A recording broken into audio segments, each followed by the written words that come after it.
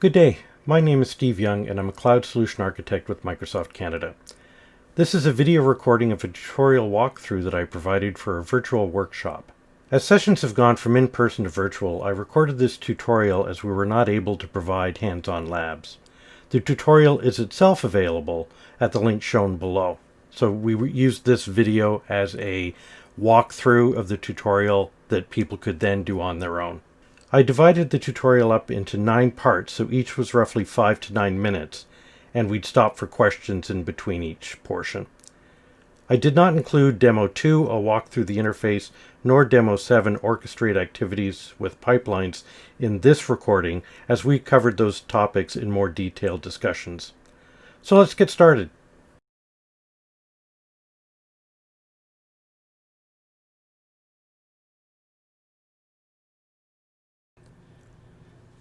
The last major portion we'll cover today in these demos is data visualization. We'll see how Power BI is an integrated development experience within the platform. If you're creating an extensive data model, you'll still have to do this within the Power BI desktop application and publish that to Power BI, but you'll use the analytics platform as a source. Your data engineers and Power Analysts create the data sources, and the Power BI visualization analysts will create the dashboards and reports through the Workspace tool. From the New York City data, we created aggregated data sets which are residing here in the Azure data workspaces. We'll link a Power BI workspace to the Azure Synapse workspace. This will allow us to easily get data into the Power BI reports. So our first step is to create a Power BI workspace. So I've already signed into my Power BI subscription. I'm going to go to Workspaces, Create Workspace, and we're going to enter in a workspace name and description. Now the workspace name has to be unique within your organization.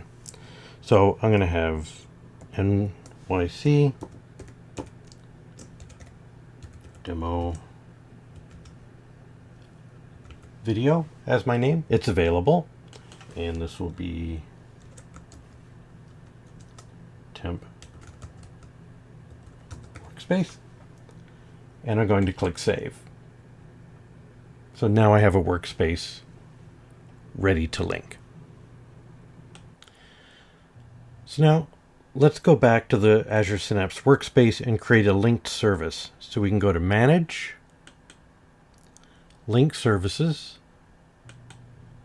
and New.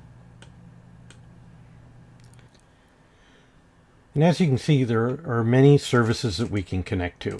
And again, there are services added all the time. So if you find that there's a service that isn't in here, there's a feedback button that feel free to add any suggestions or any services that you find you would like added. So we're going to select Power BI, continue, and we're just going to keep the Power BI Workspace 1 as the name. This will be our demo workspace.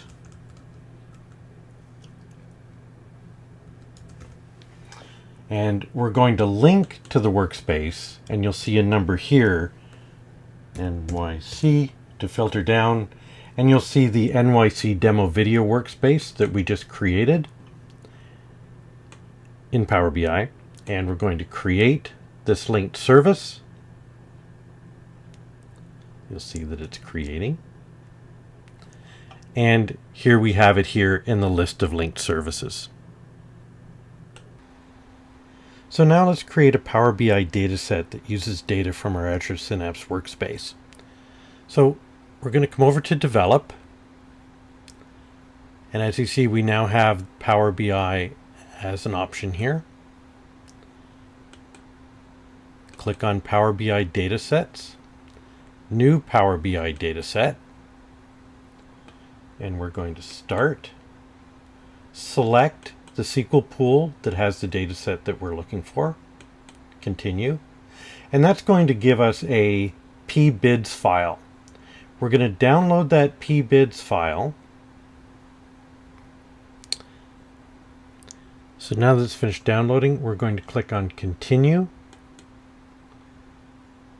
And it's asking us to open the file in Power BI Desktop. Close and refresh. So now we're going to go to the file we just downloaded.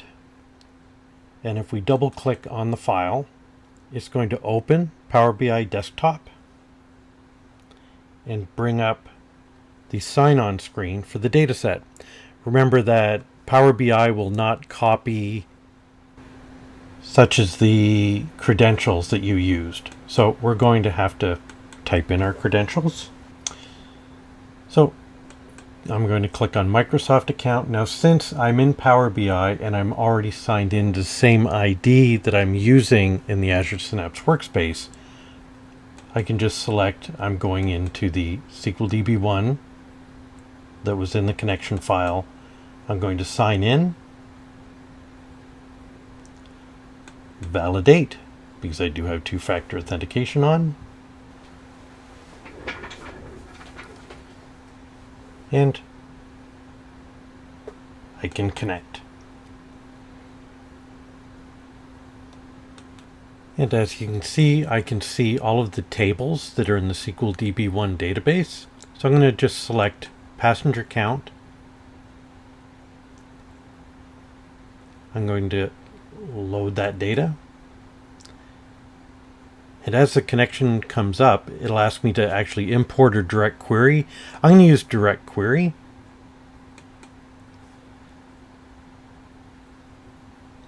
It's going to create my connection. Create the connection in the model. And as you can see here, I've got the passenger count stats. Now very quickly, I'm just going to create a very simple report. So I'm going to take the line chart and hide the filters here. Let's make this a little larger so we can see that. So I'm going to drag the passenger count to the axis. I'm going to drag the sum of trip distance and the average trip distance columns to the visualization values.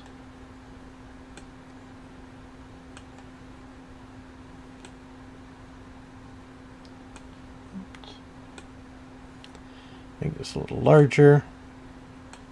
So we're going to publish, and we're going to save our changes, and we'll just call this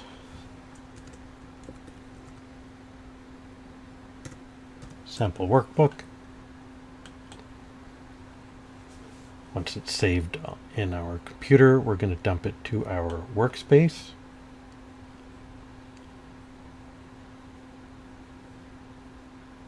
Which is NYC demo video. Select. We're going to wait for it to publish. Once it's published, we're going to go over to the Power BI workspace. Got it. Let's go to the Power BI workspace. Go to the NYC demo video, and you'll see that our sample workbook report is there and our data set is there. The first thing you'll notice is that your credentials will not have been copied in, because when you're publishing from Power BI workbooks, it will not keep your credentials. You actually have to go into the data set and add your credentials. So if we go into the data set, we go into settings, you'll see here the credentials need to be entered. So we enter the credentials, and we're going to actually use OAuth 2, and each user will use their own credentials when accessing the data source. Privacy level, we're just going to set to organizational. Sign in. And we're going to sign in using our Active Directory account. And now that that's set up, let's go back to Azure Synapse Analytics, the workspace, and come over to the Develop Hub. And what we're going to do is refresh. And down here in the Power BI reports, you'll see our reports. We select the report,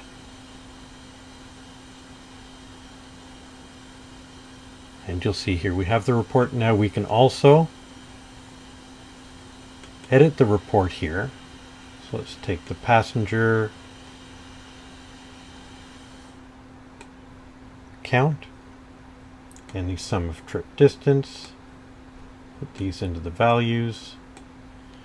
So we're able to edit the reports. We're going to save the reports. And so after having developed the report in the Azure Synapse Workspace, if we go to Power BI, and you'll see here this is the workspace, and if I come to the report, so the report is now in the workspace and available for other people working in Power BI.